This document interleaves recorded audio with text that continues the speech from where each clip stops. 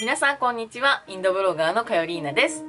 今日のテーマはインド映画おすすめ第5選。前回の動画でもね、ちょっと復習していただきたいんですけれども、インド映画ってね、世界的にも有名で、ファンが多いし、めちゃくちゃ楽しいんですよ。今回は日本人の中で一番インド映画に詳しいあやかちゃんからですね、初心者の人でも楽しめるインド映画第5選というのを預かってきました。コロナの自粛もね、もう少し続きそうなので、ぜひインド映画楽しんでいただきたいなと思って、私自身もですね、この回すっごい楽しみにしてたんですよ。ぜひ今回の動画参考にしていただけると嬉しいです。では行きたいと思います。なかった。インドデリー在住のゲストであやかちゃんをお呼びしています。はい、皆さんこんにちは。本日もよろしくお願いします。今回はインド映画あんまりわかんないという方でも、これ見とけばインド映画十分楽しめるよっていうおすすめ5選ですね。あやかちゃんの方に選んできてもらいました。贅沢な時間ですが、よろしくお願いします。よろしくお願いします。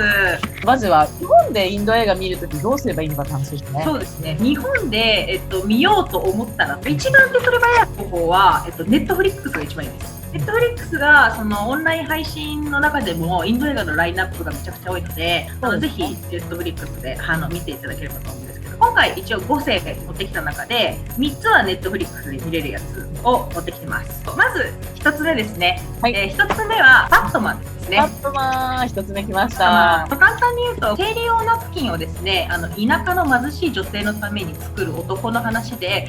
これは実話です。都市部ではないんですけど、インドの田舎ではやっぱ女性がやっぱりある程度ちょっと軽視されてるところもあって、生理になっちゃった女性っていうのは家の中に入れないんですよね。すごいですよね。なんかこうちょっとバルコニーみたいなところでちょっとなんか布とかで仕切られた秘密の部屋みたいなところに待機しなきゃいけないんですよね。1週間だからそこにいなきゃいけなくて、生理用ナプキンなんていうものは使えなくて、結構なんかボロ雑巾みたいな布を当てて使ってるっていうのが現状で、そうするとやっぱりその悪い菌とかが入ってしまって病気になる人とかもいて、それを心配した主人公のですね、男ですね、アクシャイ・クマールっていう俳優さんなんですけど、が妻のためにじゃあ僕が一からナプキンを作ろうって奮闘するお話なんですけれども、素晴らしいですね。カリーナちゃん見てどうでしたか？いや、すごい面白かったんですよ。あれ映画館で私見たんですけど、当時やってた時、やっぱ私の界隈の同じ IT 企業界隈の友達もみんな見てくれて、一つ面白いなと思ったのが、生理とかに対して宗教的になんかその汚らわしいものっていう概念が近代にもまだ残ってるっていうところが、インドの人たちの考え方を理解するきっかけになりますよね。神様を信じるとか、お祭りの意味とかっていうのも、本当にこんなことあるんだなみたいなところとか。あともう一つやっぱ感動したのは、やっぱその、絶対に諦めない不屈の精神。そう、主人公がそうですね。そう、すごかったですよね。これ本当ぜひ見てほしいんですけれども、なんか実際にデリーかどっかのその都市部に行って、とにかくその奥さんのためにこういいものを作りたいっていう一心で、何にもないところから材料を調達するためになんか英語で電話してみたりとか、最後の展開ちょっとここでは言わないんですけれども、結構すごいところも行くんですよね。インド人の何もないところから諦めないでこう、創意工夫するみたいなのにすごいみんな感動してて、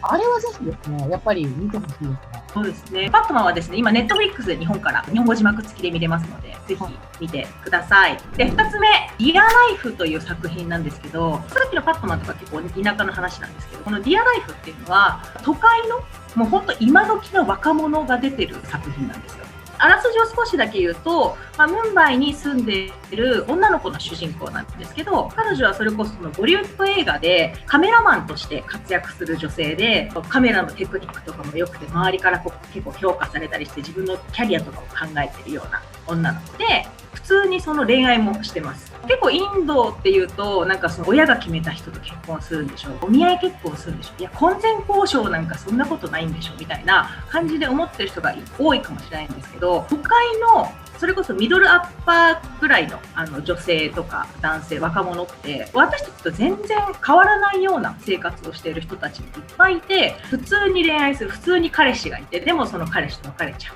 じゃあ次あの人ちょっとかっこいいな、あの人と付き合おうとかみたいな、そういうちょっとこう恋愛の悩みとかもあったりとか、キャリアの悩みもちょっとこれから自分は仕事をどうしていくか、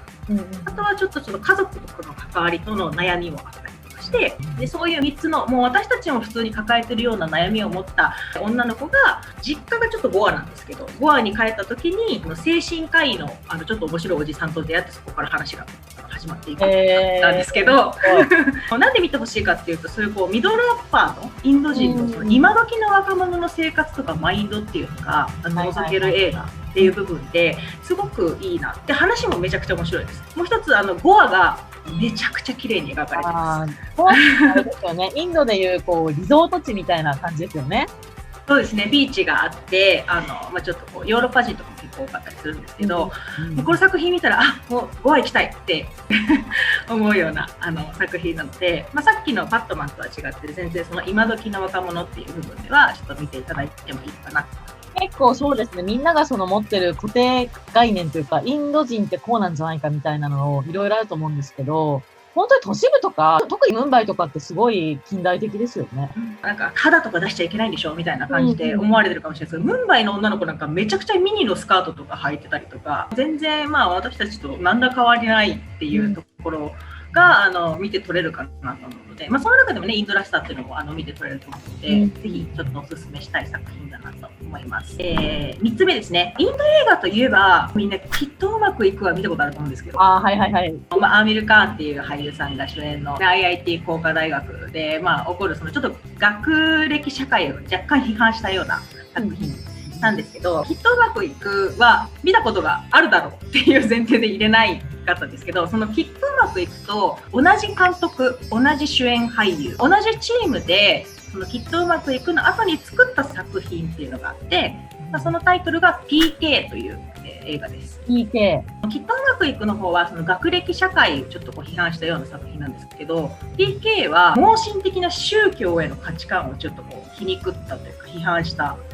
作品で、インドってやっぱり日本に比べてめちゃくちゃ宗教がやっぱり生活に根付いてるんですよね。その中でその宗教をその盲信的に信じるのどうなのっていうのをエンターテインメントを絡めながら批判してる作品っていうことで、ものすごく面白い作品で、国内興行収入が30億ルピー超え、本当にいろんな人にめちゃくちゃ見られてる作品になります。これはですね UNEXT とか FOD で見れるみたいですので、ぜひちょっとこれも見てほしいなと思います。4つ目ですね。はい、そうですね。はい、4つ目、ごめんなさい、本当は全部オンライン配信で見れる作品にしようと思ったんですけど、どうしてもこれはいい作品なので見てほしいと思い、渋谷のTSUTAYAに行って DVD が借りれる作品を選んできました。はい。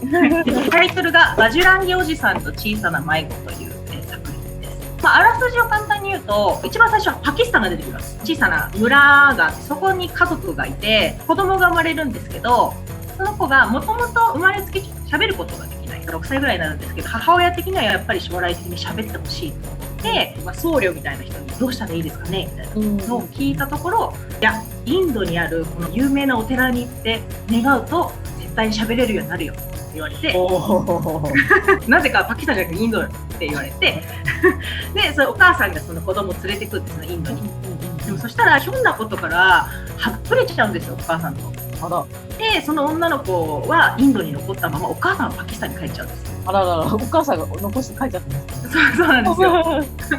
で女の子は迷子じゃないですか。でそこで主人公のサルマン・カーンっていう主人公がいるんですけど、インド人がその小さい女の子に出会ってどうしたのと、彼女をパキスタンに返してあげようって言って奮闘するっていう映画なんですけど、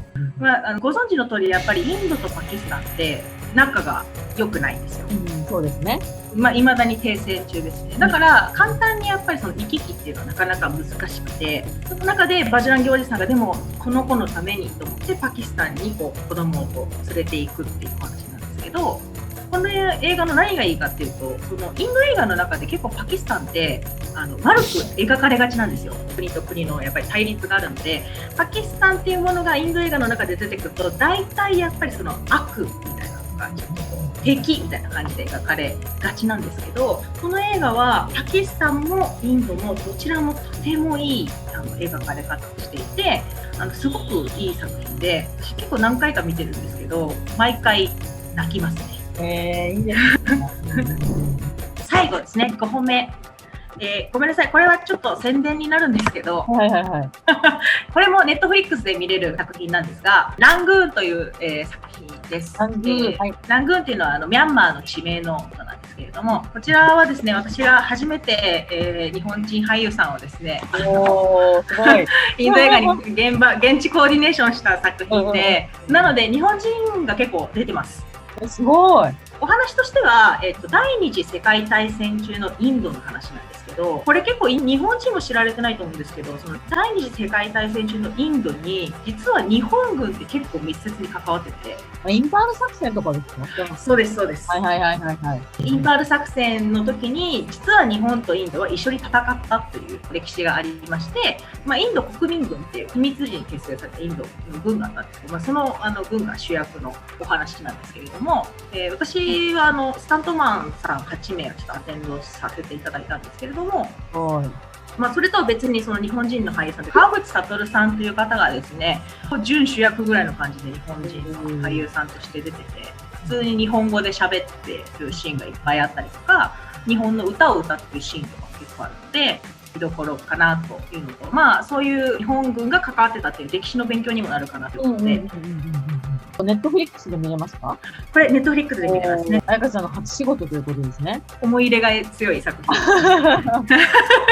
そういう日本とインドって歴史的に見るとすごく友好関係いいですよね。そうですね。そうやって一緒に戦ったという、秘密裏ですけど戦ったという経緯もありますし、友好関係がいいので、例えばビジネスとかやるときの関係性とかも、割とうまくいきやすいっていう、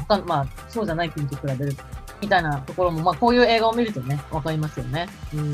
インドってミャンマーとバングラデシュの間にも一応インドがあって、あそこで一応撮影したんですけど、本当は普段は入域許可証とかが必要な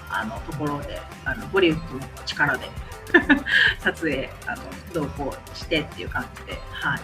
すごく綺麗な場所でした。ラングーンですね。はい。こちらが5本目という形で、今回5本ですね、ご紹介いただきましたが、一番のおすすめ、インド映画を一つ教えていただけると。めちゃくちゃ個人的に好きなのっていうと、本当にそのオンラインでは見れないけどって言っておすすめさせていただいたら、バジュランギおじさんと小さな迷子は、めちゃくちゃいい作品なので、ぜひ見ていただいて、なぜオンライン配信をしてないのか、講義をしたいぐらい。はい、こちらが一番おすすめということ、彩香ちゃん一番おすすめということですね。でもそれぞれやっぱりジャンルがちょっと違ったりするので、気になったものを見てもらえればいいかなと。そうですね。でもさすがですね、セレクトがすごくどれも面白そうですね。本当ですか？よかったです。インド映画っていうとやっぱ踊るんでしょみたいな、唐突に踊るんでしょみたいな感じで敬遠される方いるかもしれないんですけど、今日選んだ作品は全部割とストーリー重視の作品なので、インド映画見たことない人で全然楽しめる作品かな。ぜひ皆さんお気に入りのですね、一本見つけていただいたり、他のね、インド映画もぜひ見ていただけると嬉しいかなと思います。皆様もし、おすすめとかあったら、ぜひコメント欄とかに、い